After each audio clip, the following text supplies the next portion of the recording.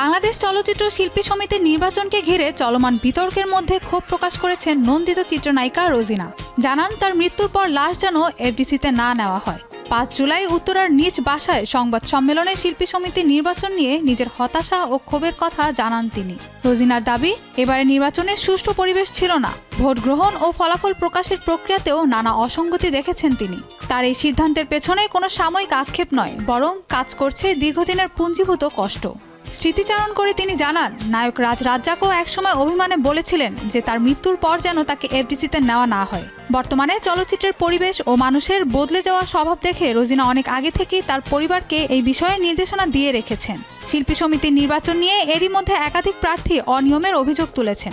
তবে এসব অভিযোগের বিষয়ে এখন পর্যন্ত পাওয়া যায়নি শিল্পী সমিতির পক্ষ থেকে আনুষ্ঠানিক কোনো বক্তব্য। রোজিনার এই মন্তব্যের পর চলচ্চিত্র অঙ্গন ও সামাজিক যোগাযোগ মাধ্যমে বিষয়টি নিয়ে চলছে আলোচনা। অনেকেই তার বক্তব্যকে দেখছেন শিল্পী সমাজের বর্তমান বাস্তবতা নিয়ে গভীর উদ্বেগের প্রকাশ হিসেবে।